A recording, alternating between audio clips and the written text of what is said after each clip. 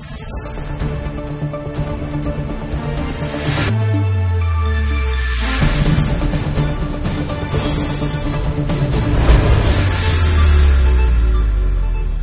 علیکم ناظرین، میں ہوں آپ کا میزبان سمی ابراہیم۔ پہلے ایک نظر آج کی ٹاپ سٹوریز پر۔ تحریک انصاف کی پروٹیکشن آف پاکستان بل کی شدید مخالفت۔ کیا پروٹیکشن آف پاکستان بل سے ملنے والے اختیارات سونامی مارچ پر بھی اثر انداز ہو سکتے ہیں؟ شہباز نثار ملاقات، ناراضگی خفیہ نہ رہ سکی۔ چودھری نثار کی ناراضگی کی وجوہات پر ایک نظر۔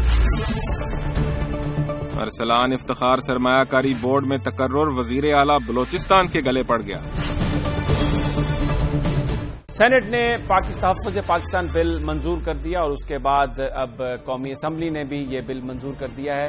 اپوزیشن اس پر پہلے اعتراض کر رہی تھی۔ خیال یہ تھا کہ یہ جو بل ہے سینٹ اسے پاس نہیں کرے گی، کیونکہ پاکستان پیپلز پارٹی نے بھی اپنی شدید ریزرویشنز کا اظہار کیا تھا، لیکن سینٹ نے اس کو پاس کیا، قومی اسمبلی نے بھی پاس کر دیا۔ بہت سارے لوگوں کا یہ خیال ہے کہ اب اس بل کے بعد انسانی حقوق کا جو معاملہ ہے، انسانوں کے بنیادی حقوق کا جو معاملہ ہے پاکستان میں، وہ پیچھے چلا گیا۔ اور اس وقت جو سپریم کورٹ میں کیسز ہیں ایسے افراد کے جن کے ویئر اباؤٹس کا پتہ نہیں ہے، وہ سارے کے سارے مسنگ پرسنز کے کیس غیر مؤثر ہو جائیں گے، اس لیے کہ نئے قانون کے تحت انتظامیہ اس بات کی پابند نہیں ہے کہ جن لوگوں کو اٹھایا گیا ہے، جن لوگوں کو گرفتار کیا گیا ہے، ان کے ویئر اباؤٹس کے بارے میں عدالت کو بتائے، یا جہاں پر وہ رکھے گئے ہیں ان حراستی مراکز کے بارے میں بتائے۔ اور اس کے علاوہ ایک اور جو شک ہے جس پر بہت بڑا اعتراض تھا، وہ یہ ہے کہ 15 گریڈ کا کوئی بھی آفیسر کسی بھی وقت کسی شخص کو یہ سمجھ کے کہ وہ اس پر حملہ کرنے والا ہے یا پاکستان کے مفادات پر حملہ کرنے والا ہے، اس کو گولی مار سکتا ہے۔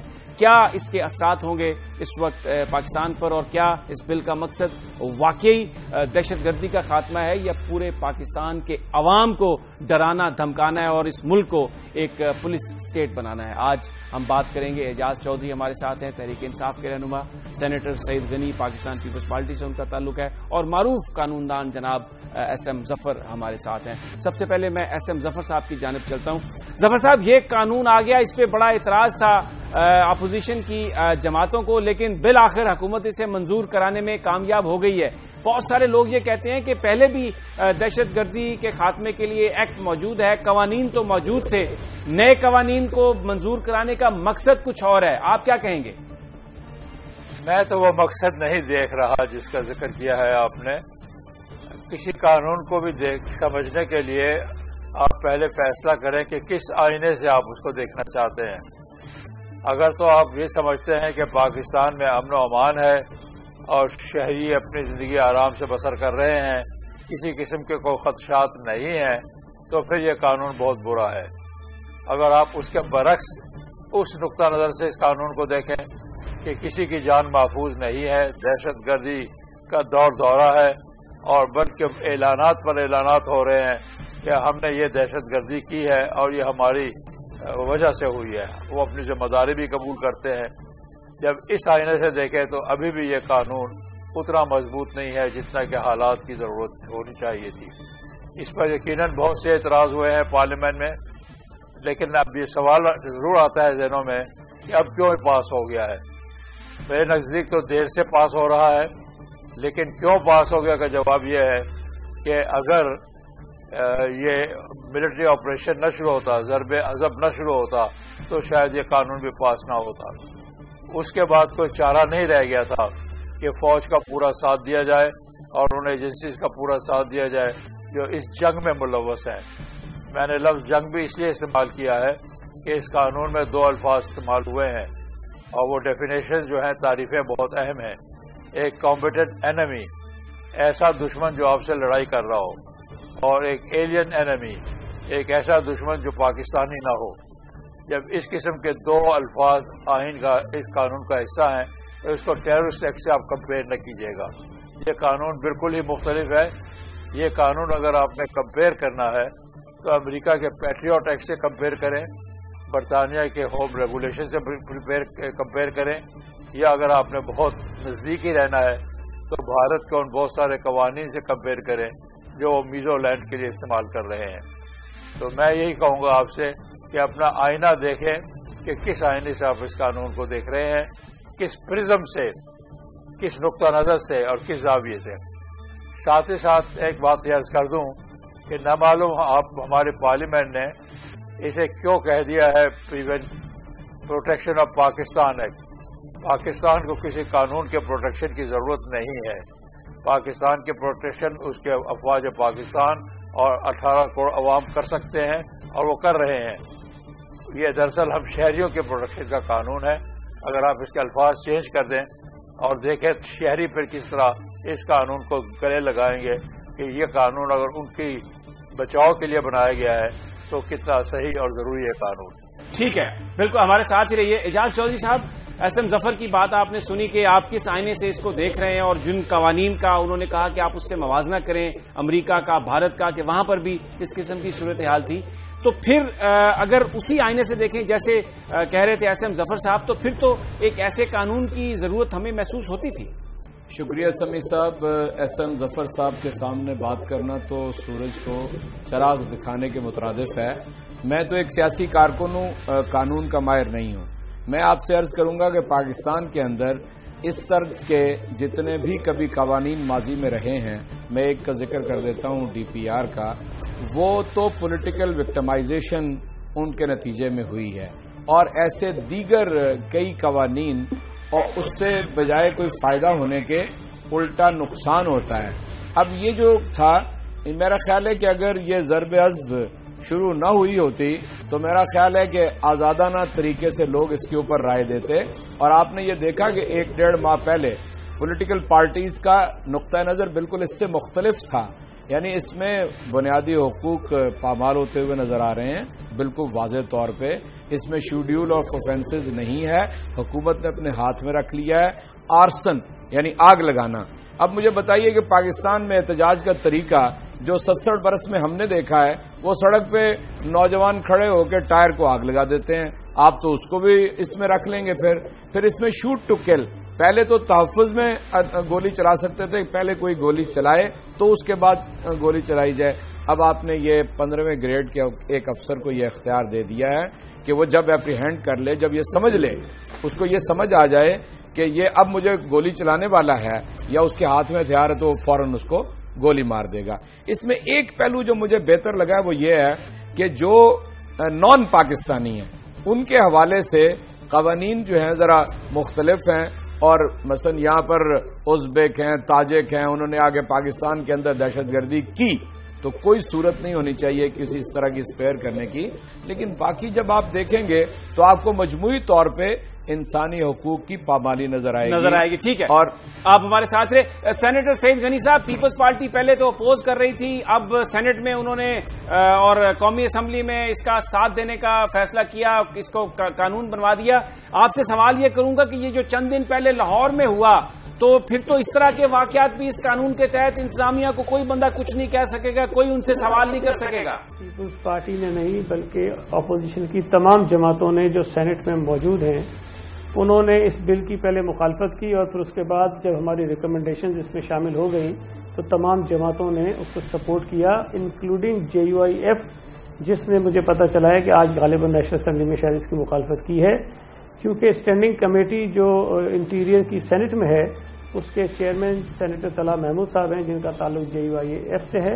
اور اس کمیٹی نے جو اپنی رپورٹ دی ہے سینٹ میں وہ اتفاق رائے سے دی ہے، تو اس میں کسی نے بھی کوئی اختلاف نہیں کیا. جہاں تک بات ہے کہ ماڈل ٹاؤن کا جو واقعہ ہے، دیکھیں ایسے ہی واقعات کی وجہ سے پیپلز پارٹی نے ماضی میں اس کی مخالفت کی تھی. اور اس میں جہاں یہ لکھا ہے کہ 15 گریڈ کا آفیسر یہ فیصلہ کر سکتا ہے کہ شوٹ آن سائٹ کا آرڈر دینا چاہیے کہ نہیں دینا چاہیے، وہاں ہم نے حکومت کو باؤنڈ کر دیا ہے کہ ایسے کسی بھی واقعے کی صورت میں وہ پابند ہو گئے کہ اس کی جوڈیشل انکوائری وہ کروائیں، تاکہ یہ طے کیا جا سکے کہ جو فیصلہ اس نے کیا تھا وہ درست بھی تھا کہ غلط تھا. ٹھیک ہے، یہ بڑا اہم نقطہ ہے. میں اس پر ریئیکشن لیتا ہوں اعجاز چودھری صاحب کا، اور ایس ایم ظفر صاحب بھی ہمارے ساتھ ہیں، ان سے بات کریں گے. اسی حوالے سے بہت سارے لوگ تو یہ کہتے ہیں کہ اب جو انسانی حقوق ہیں پاکستان میں ان کو ایڈمنسٹریشن جب چاہے گی پامال کر سکے گی اس قانون کی بنیاد پر، اور بنیادی طور پر اس کا مقصد دہشت گردی کو قابو میں لانا نہیں ہے، پاکستان کے عوام کو ڈرانا ہے. بات اس پر جاری رکھیں گے لیکن ایک مختصر سے وقفے کے بعد.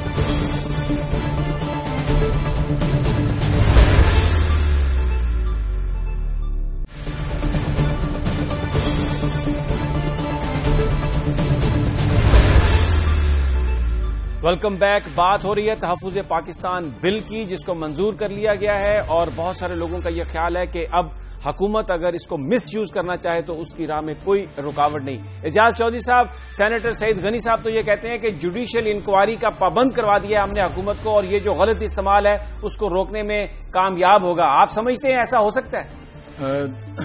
दुरुस्त फरमाया सेनेटर सईद गनी साहब ने। जब एक आदमी की जान चली जाएगी और उसके बाद फिर जुडिशियल इंक्वायरी होती रहे, मैं नहीं समझता कि पाकिस्तान की गुज़िश्ता तारीख के अंदर कभी जुडिशियल इंक्वायरीज जो हैं वो कभी कंक्लूड हो पाई हैं और उसके नतीजे में कभी किसी को कोई सजा मिल सकी है। यहां पर जितने कमीशन और इंक्वायरीज हुई, एक तो यह है कि वो कभी मुकम्मल ही नहीं हुई और अगर कभी हुई तो उसका कभी कोई नतीजा नहीं निकला है। मैं समझता हूं ये बहुत बड़ा सुकम होगा कि आप एक डीएसपी को शूट टू किल का लाइसेंस दे देंगे और फिर आपके हाथ कुछ नहीं आएगा। हमारे सामने यानी एक पाकिस्तान की कैफियत 16 तारीख को थी जो जब पार्लियामेंट में प्राइम मिनिस्टर तकरीर कर रहे थे, और एक 17 तारीख को थी कि जब पंजाब के वजीर आला को मालूम भी था कि वहां पर मॉडल टाउन में ये हो रहा है, उन्होंने पुलिस को कहा 2 मरतबा के डिसंगेज कर दें। उसके बावजूद आप देखिए कि 80 से ज्यादा लोगों को फायर आर्म लगा और मसला क्या था? मसला सिर्फ ये था कि वहां से वो हटाना चाहते थे बैरियर्स। चुनाचे मैं आपसे अर्ज करता हूं, ये कानून किस तरह इंसानी हकूक की हिफाजत कर पाएगा जो ये कहता है कि पहले तो प्रोसिक्यूशन की जिम्मेदारी है कि वो साबित करे कि किसी से जुर्म सरजद हुआ है। अब जिसके ऊपर इल्जाम लग जाएगा वो अपनी इनोसेंस साबित करता रहेगा। मैं समझता हूं कि ये महदूद वक्त के लिए भी है। तो अगर ये टाइमिंग है असल में, मैं समझता हूं जिसकी वजह से सब लोग ने एक आफियत की चादर ओढ़ ली है और वक्त जो है वो गुजर जाएगा। फिर हम खुद पीपल्स पार्टी जैसी जमहूरी पार्टी, खुद बलूचिस्तान की जो नेशनलिस्ट पार्टीज हैं, सिंध की नेशनल पार्टीज हैं, सबसे ज्यादा वो इसके ऊपर बात करेंगी कि ये एक ऐसा गलत कानून जो है पाकिस्तान की पार्लियामेंट ने पास कर दिया। एसएम जफर साहब, कभी जुडिशियल इंक्वायरी का माजी में तो कोई सामने नहीं आया, नतीजा कुछ भी नहीं पता चला, और जैसे एजाज चौधरी साहब कह रहे हैं, बहुत सारे लोग ये कह रहे हैं कि क्योंकि 14 अगस्त को इमरान खान ने एक बड़ी रैली का ऐलान किया है और ये इतनी बेपनाह इख्तियारात पुलिस को देने का मकसद सिर्फ ये है कि डराया जा सके, धमकाया जा सके और जो हुकूमत मुखालिफ रैलीज हैं उन पर काबू पाने के लिए किया जा रहा है, क्योंकि 1 साल के बाद ये किया गया है मंजूर और इसकी टाइमिंग को लोग बहुत अहमियत की नजर से देख रहे हैं। सर, ट्रैक रिकॉर्ड को देखा जाए तो जो कुछ वो कह रहे हैं उसकी इनकारी करनी तो बहुत मुश्किल है, लेकिन ट्रैक रिकॉर्ड के साथ साथ मैं 3 बातों का जिक्र करना चाहूंगा। जो कौमें अपना हाल और मुस्तकबिल माजी के हाथ में दे देती हैं और कहती कि माजी में चूंकि ऐसे हुआ इसलिए हाल और मुस्तकबिल में भी ऐसे ही होगा, वो बाज़ दफा अपना मुस्तकबिल भी खराब कर लिया करती हैं। दूसरे ये कि अब ये जमाना वो पुराना जमाना नहीं रह गया। जो हुकूमत इस किस्म की हरकत करेगी और अवाम को दबाने की कोशिश करेगी, उनको इस वक्त याद रखना चाहिए कि मिस्र में क्या हो चुका है, अरब के बाकी ममालिक में क्या हो चुका है, अल्जीरिया वहां अपने गद्दाफी साहब के साथ क्या हो चुका है। इन तमाम बातों को अगर वो याद रखेंगे तो उन्हें पता लग जाएगा कि मौजूदा हुकूमत ये काम नहीं कर सकती। आप और मीडिया भी इस वक्त बहुत एक्टिव है, ह्यूमन राइट एक्टिविस्ट भी बड़े मौजूद हैं। ये अगर कानून उन मकासद के अलावा इस्तेमाल हुआ तो यकीन जाने कि ये हुकूमत के दिन चंद दिन ही रह जाएंगे, गिने दिन रह जाएंगे और ये आगे नहीं चल सकेगी। तो ये कह देना कि चूंकि पहले ऐसे हुआ था इसलिए अब मौजूदा हालात में भी ऐसे हो गए, भाई बीमारी देखे कौन सी है। पहले किस किस्म की बीमारी नहीं थी, अब इस किस्म की एक बीमारी पैदा हो गई है, बहुत कैंसर पैदा हो चुका है।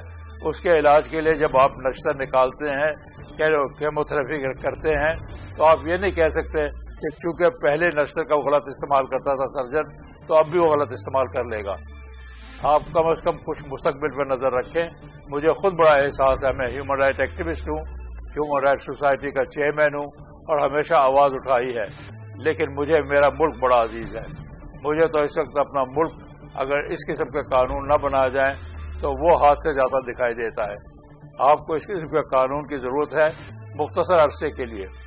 इसमें अभी मियाद शायद मुकर्रर की गई है और ये भी इख्तियार है कि ये कुछ अरसे के लिए नाफिज किया जाए کچھ علاقوں کے میں نافذ کیا جائے. جیسے جیسے حالات ٹھیک ہوتے جائیں، ایجنسی کا معاملہ ہے وہاں حالات ٹھیک ہو جائیں، اس کے بعد اس کو آپ آہستہ آہستہ وڈرا کرتے جائیے. آپ ایک باشعور بالغ قوم کے طور پر اس کو آگے لے کر چلیں اور دباؤ رکھیں حکومت کے اوپر. کون سی حکومت ہے جو اس وقت عوام کے دباؤ سے باہر بھاگ سکتی ہے اور اس سے علیحدہ ہو کر فیصلہ کر سکتی ہے؟ ٹھیک ہے، آپ کا صحیح. آپ نے کہا کہ اس وقت جو قوم ہے وہ بڑی باشعور ہے اور پوری اس کی نظر ہے. سینیٹر سعید غنی صاحب، اس ایک جو سیاسی آپ کے مخالفین ہیں وہ بڑا کھل کر اب یہ بات کہہ رہے ہیں کہ جس انداز میں پی پی او منظور کیا گیا ہے یہ تو بالکل مسلم لیگ نون اور پیپلز پارٹی میں ایک بڑے مکا کی بات ہے. دیکھیں، میں نے ابھی آپ کو بتایا کہ اس میں تمام جماعتیں شامل ہیں اور جو سینٹ میں بتایا گیا کہ جو سینٹ کی کمیٹی جس پہ کنسلٹیشن کر رہی تھی، چونکہ پی ٹی آئی کی سینٹ میں نمائندگی نہیں ہے تو ڈاکٹر عارف علوی صاحب کو اس میٹنگ میں بلایا گیا اور پی ٹی آئی کو بھی آن بورڈ لیا گیا. تو جو ترامیم سینٹ نے ریکمینڈ کی تھی اس میں پی ٹی آئی کی بھی رائے شامل کر لی گئی تھی. اب وہ مجھے نہیں پتا آج انہوں نے نیشنل اسمبلی میں کیا کیا ہے. تو کوئی سیاسی جماعت جس کی نمائندگی پارلیمنٹ میں موجود ہے وہ اس سے الگ نہیں ہے، ان سب کی رائے کے مطابق یہ منظور ہوا ہے. دوسری ایک چیز ذہن میں رکھیں کہ جس طرح ابھی احسن ظفر صاحب کہہ رہے تھے کہ اگر لاہور ماڈل ٹاؤن میں ایک واقعہ ہوا تو وہ حکومت کے گلے میں پڑا ہوا ہے، وہ حکومت اس سے جان نہیں چھڑا پا رہی ہے. اگر خدا نہ خواستہ ایسے کچھ اور واقعات ہوئے تو ان سے بھی ان کی جان نہیں چھوٹے گی. یہ دہشت گردی کے متعلق سخت قوانین بنانے کی بات تمام جماعتیں کر رہی تھیں، لیکن پہلے جو قانون لایا گیا تھا اس میں ایڈمنسٹریٹو اختیارات بڑھائے گئے تھے. جوڈیشل اوور ویو کا کہیں تذکرہ نہیں تھا، پارلیمنٹ کے اوور ویو کا کہیں تذکرہ نہیں تھا. ہم نے کوشش کی ہے کہ جوڈیشل اوور ویو بھی اس کے اندر ہو اور پارلیمنٹ کا اوور ویو بھی اس کے اندر موجود ہو. ٹھیک ہے. اعجاز چودھری صاحب، وہ تو کہہ رہے ہیں کہ ڈاکٹر عارف علوی صاحب نے بھی اس کو سپورٹ کیا. آج بھلے آپ نے ابسٹین کیا لیکن سینٹ میں تو آپ کی جماعت نے بھی اسے سپورٹ کیا. دیکھیے، میں پہلے تو یہ عرض کر دوں کہ میں اتفاق کرتا ہوں کہ ماضی میں پھنسے نہیں رہنا چاہیے، ہمیں مستقبل کی تعمیر کرنی چاہیے. میں یہ اصل میں بس ادب یہ سوال کر رہا ہوں کہ بتائیے 17 تاریخ جو گزشتہ ماہ کی ہے وہ ماضی قریب تو ہے کیونکہ گزر چکا ہے، کوئی ماضی بعید نہیں ہے. ہمارے ہاں کے حکمرانوں کے طرز عمل میں اور پنجاب پولیس اور پاکستان کے دوسرے صوبوں کی پولیس کے طرز عمل میں سر منہ تبدیلی نہیں ہے. اب آپ مجھے بتائیے کہ کیا اگر ہمارے یہ تحفظات جو آپ کی خدمت میں پیش کر رہے ہیں یہ ماضی سے متعلقہ نہیں ہے، بالکل حال سے متعلقہ ہیں. میں ایک اور آپ کو بات بتاتا ہوں، جو بس یا کوئی وہیکل ہم کرائے پہ لیتے تھے کسی جلسے میں جانے کے لیے، بسوں کے انہوں نے لائسنس کینسل کر دے دیے، اڈوں کے لائسنس کینسل کر دیے، ڈرائیوروں کو پولیس نے ڈرایا دھمکایا. ہم کس دور کے اندر زندہ ہیں؟ میں دیکھیے، میں یعنی کسی بحث میں اس لیے نہیں جانا چاہتا، الجھنا چاہتا کہ وہ بہت بڑے قانون دان ہیں، وہ بالکل ٹھیک کہہ رہے ہوں گے. جہاں تک کسی ایک ممبر اسمبلی کی انفرادی رائے کا تعلق ہے تو وہ ممکن ہے سعید غنی صاحب درست فرما رہے ہوں، لیکن آج تو پوری پارٹی ہماری ایک ہی آواز کے ساتھ پارلیمنٹ کے اندر موجود تھی اور ہم یہ سمجھ رہے تھے کہ کسی درجے میں اوپر 1.5 مہینے کے اندر سعید غنی صاحب فرما رہے ہیں کوئی ترمیم نہیں آئی. آپ ذرا اعتزاز حسن صاحب کو بلا کے پوچھ لیجئے کہ کیا ترامیم آئی ہیں، کیوں پیپلز پارٹی اس پہ اتفاق کر گئی ہے، تو میں آپ کو یقینی طور پہ کہتا ہوں کہ ساری بات جو ہے وہ کھل کے سامنے آ جائے گی. ٹھیک ہے اعجاز چودھری صاحب، بہت بہت شکریہ. جی سینیٹر صاحب آپ رسپونڈ کر دیں. میں صرف یہ گزارش کرنا چاہتا ہوں کہ جو اوریجنل پی پی او آیا تھا یہ اس کو بھی دیکھ لیں، جو امینڈڈ ہے اس کو بھی دیکھ لیں، اور ایبسٹین کرنے کا یہ مطلب نہیں کہ آپ نے مخالفت کی ہے، آپ وہاں پر مخالفت میں ووٹ ڈالتے ہیں اس کے. ٹھیک ہے، تو کوئی بات نہیں کہ آپ وہاں سے نکل گئے. ٹھیک ہے. اور میں نے جو شاہ محمود قریشی صاحب کا بیان پڑھا ہے اس میں مجھے مخالفت کہیں نظر نہیں آ رہی ہے. ٹھیک ہے، بہت بہت شکریہ سعید غنی صاحب، بہت شکریہ اعجاز چودھری صاحب اور ایس ایم ظفر صاحب. یہ بالکل درست ہے کہ ماضی میں نہیں زندہ رہنا چاہیے، مستقبل کی جانب دیکھنا چاہیے، لیکن اعجاز چودھری صاحب نے یہ پوائنٹ آؤٹ کیا ہے کہ 17 تاریخ کوئی ماضی بعید نہیں ہے. بہت مشکل نظر آتا ہے کہ ہمارے حکمرانوں کا جو انداز ہے حکمرانی وہ بدلے، اور ابھی تک جو صورتحال ہے اس میں تو ایسا ہی لگ رہا ہے کہ اپنے سیاسی مقاصد کو حاصل کرنے کے لیے کوئی بھی جو شخص ہے، کوئی بھی جو ہمارا لیڈر ہے وہ کسی حد تک جا سکتا ہے. تو ان حالات میں ایسے قوانین بنانا 15 ग्रेड के अफसर को ये राइट दे देना कि वो शूट टू किल कर सकता हो, यकीनन ये एक ऐसा मामला है जो बड़ा संजीदा और बड़ा गंभीर मामला है। नाज़रीन, यहां पर हम लेते हैं एक ब्रेक, और ब्रेक के बाद हम बात करेंगे पाकिस्तान मुस्लिम लीग नून की सियासत की। चौधरी निसार अली खान नाराज हैं, बड़ी कोशिशें की जा रही हैं उनको मनाने की। ये जानने की कोशिश करेंगे हम मुस्लिम लीग नून के रहनुमा सैयद जफर अली शाह से और दुनिया अखबार रावलपिंडी के रेजिडेंट एडिटर से कि चौधरी निसार आखिर नाराज हुए क्यों हैं। लेकिन ये सब एक ब्रेक के बाद।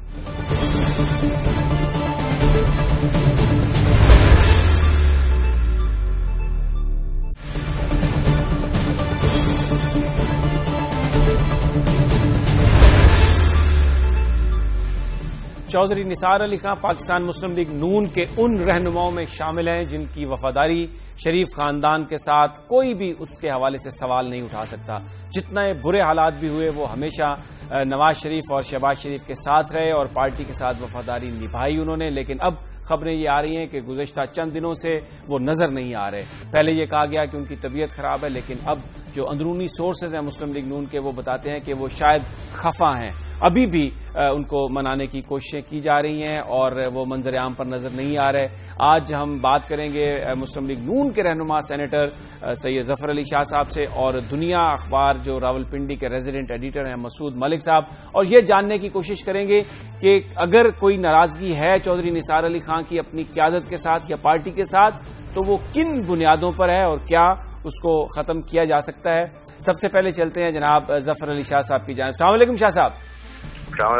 खरीदे जनाब, ठीक है जी शाह साहब, बड़ी मेहरबानी आपने हमें ज्वाइन किया। ये जो खबरें आ रही हैं चौधरी निसार साहब बड़े वफादार हैं, पार्टी के बड़े सीनियर आदमी हैं, कभी उन्होंने साथ नहीं छोड़ा और बड़े ऑनेस्ट आदमी भी हैं। कुछ आप हमारे साथ शेयर कर सकते हैं कि किन अमूर पर उनकी खफगी है?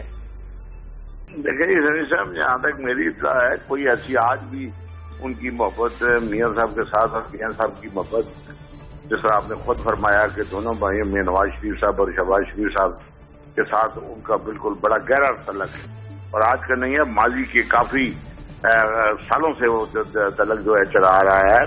पार्टी की पॉलिसी हो या कोई भी मामला हो, मियां नवाज शरीफ साहब और शहबाज शरीफ साहब जितना मैं समझता हूं कि चौधरी निसार अली खान साहब को अहमियत देते हैं, जितना वजन देते हैं उनके जो एडवाइस हैं, पॉलिटिकल एडवाइस, मेरा ख्याल ही किसी और को देते हो। ये खबरें तो हम भी सुनते रहते हैं, लेकिन एक तो हमारी इत्तला के मुताबिक तो वाकई उनकी तबीयत भी कुछ खराब थी। लेकिन बहरहाल मीडिया होता है, आप कोई ना कोई बात जो है आपसे छुपी नहीं जा सकती।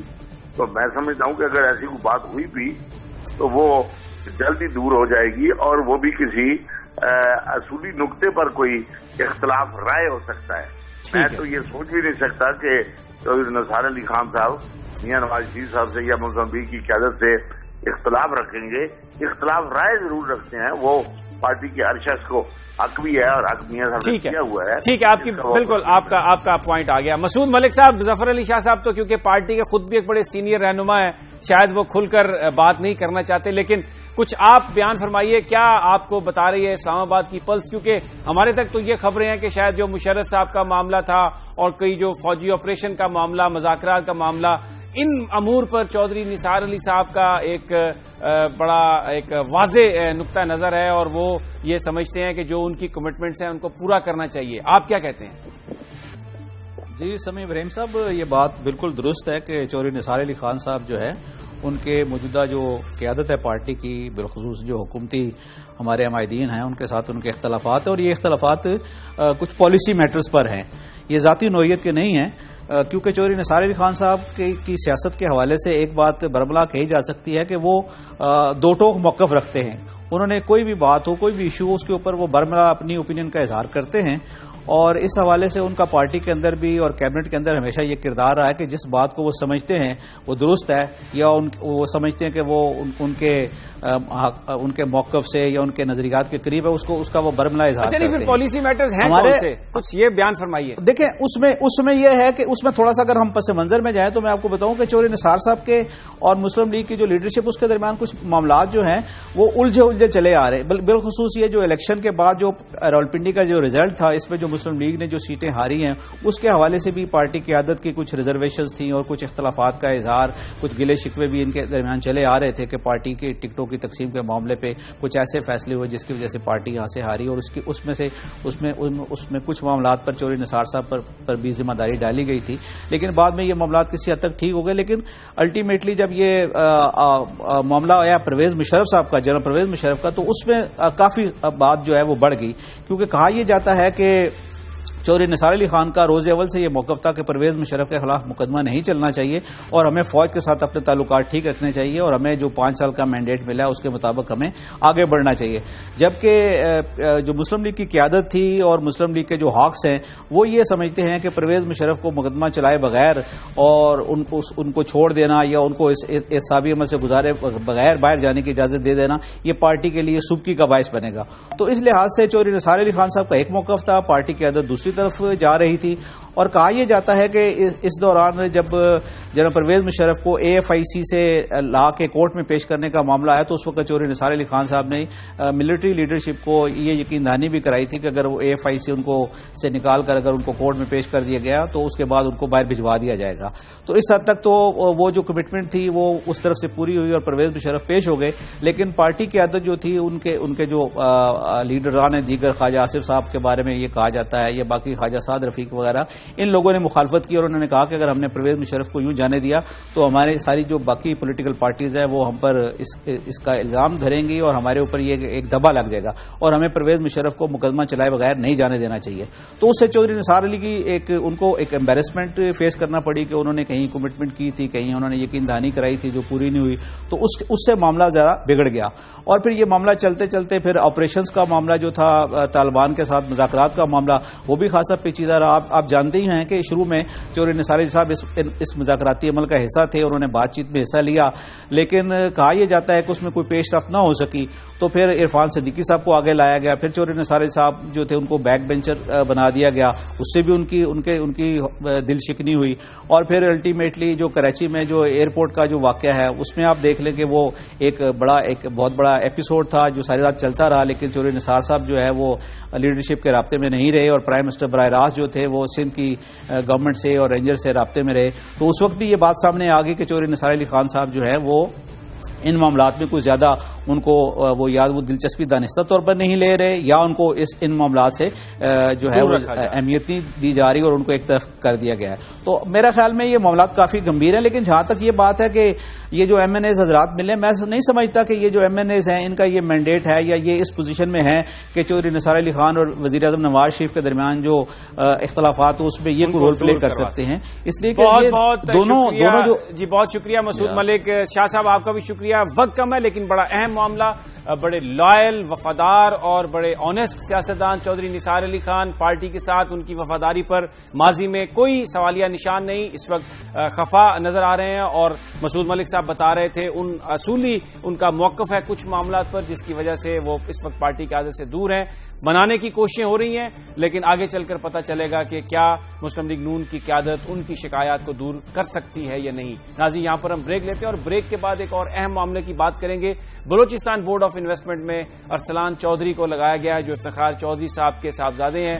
لوگ یہ کہہ رہے ہیں کہ یہ ریوارڈ دیا گیا ہے، ایک کرپشن کی ایک نئی کہانی لکھنے جا رہی ہے۔ بات کریں گے مختصر سے وقفے کے بعد۔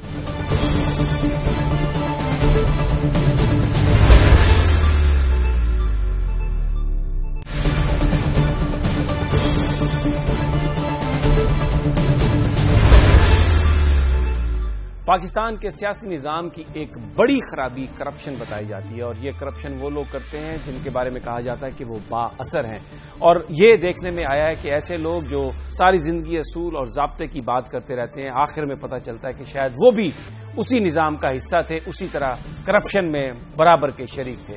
ابھی جو ایک واقعہ ہوا بلوچستان بورڈ آف انویسٹمنٹ میں، سابق چیف جسٹس افتخار چودھری کے بیٹے ارسلان چودھری کو وائس چیئرمین بنا دیا گیا، اور ان کے ذمے جو کام دیا گیا ہے اس میں بلوچستان میں جو سونے کے ذخائر ہیں بتایا جاتا ہے ریکوڈک براہ راست ان کے کنٹرول میں ہوگا، اور وہ فیصلہ کریں گے کہ کس کو ٹھیکہ ملنا چاہیے، کون اس کمپنی جو ہے وہ اس ٹھیکے کی حقدار قرار پائے گی۔ بہت سارے لوگوں کا یہ خیال ہے کہ شاید یہ ایک بالکل کھلی مثال ہے ان فیورز کی جو سیاسی نظام میں فیورز حاصل کرنے کے لیے دی جاتی ہیں. اگرچہ بلوچستان کے وزیر اعلیٰ ڈاکٹر مالک یہ کہہ چکے ہیں کہ انہوں نے اپوائنٹ کیا، لیکن بہت سارے لوگ یہ سوال کرتے ہیں کہ یہ بھی دیکھنے کی ضرورت ہے کہ ڈاکٹر مالک کو کس نے اپوائنٹ کیا اور پھر کس چیز کا ریوارڈ ہے جو دیا جا رہا ہے ارسلان چودھری کی صورت میں سابق چیف جسٹس افتخار چودھری کو. آج ہمارے نظام میں یہ جو ٹینڈنسی ہے کہ جس میں اب کرپشن اتنی کھلی کرنے کے بعد بھی کسی کے اوپر شرمندگی کے آثار نہیں ہیں اور لوگ اس کو اوپنلی ڈیفینڈ کرتے ہیں. ہم بات کریں گے لاہور ہائی کورٹ بار کے سابق صدر ہیں جناب عابد ساکی ایڈوکیٹ، اور امتیاز گل تجزیہ نگار ہمارے ساتھ ہیں. سب سے پہلے میں عابد ساکی صاحب کی جانب چلتا ہوں. ساکی صاحب، بڑی لوگوں کی امیدیں تھیں اور بہت بڑی تحریک چلی افتخار چودھری صاحب کو بحال کرانے کے لیے، اور اب ان کا جو بچہ ہے اس کو بلوچستان بورڈ آف انویسٹمنٹ میں وائس چیئرمین اور سونے کے سارے ذخائر ان کے پاس. یہ کیا اس کو کس طرح سے آپ نریٹ کریں گے؟ سمی صاحب دیکھیں، بچے کی بات سے پہلے باپ کی بات کا بھی تو ساری دنیا کو اندازہ ہو گیا کہ موصوف نے اپنے اس پاور کو ایکسرسائز کر کے، اپنی جوڈیشل پاورز کو ایکسرسائز کر کے یہاں بلیک میلنگ کی جو بدترین تاریخ رقم کی ہے، میرا خیال ہے وہ بھی ہر شخص کے سامنے واضح ہے. دوسری بات یہ ہے کہ عمران خان بیچارہ گلیوں اور بازاروں میں ایسے تو نہیں پیٹ رہا کہ ان کی اپنی کنائیونس تھی، ان کی ملی بھگت تھی، پی ایم ایل این کا، جیو کا اور چیف صاحب کا آپس میں ایک اشتراک عمل تھا، جس کے نتیجے میں یہ ایک دوسرے کو پروٹیکٹ کرتے رہے، اور اب اس کا ریوارڈ جو ہے وہ آہستہ آہستہ ٹرکل ڈاؤن ہو کے اب ان کی جھولیوں میں گرنا شروع ہو گیا. میں سمجھتا ہوں ارسلان صاحب کا کون سی ایکسپرٹیز ہے بزنس میں یا ایکسپورٹ پروموشن میں، یا ان کی کون سی کوالیفیکیشنز ہے جس کی بنیاد پہ over and above the entire country جہاں سے کسی ایکسپرٹ کو نہیں انوائٹ کیا گیا، پوچھا گیا، افتخار صاحب کو وہاں بٹھا دیا گیا. اس کی میڈیکل سائنس کی ایم بی بی ایس کی ڈگری ہے، بعد میں وہ پولیس میں آئے تھے، پھر پولیس سے باہر نکالے گئے.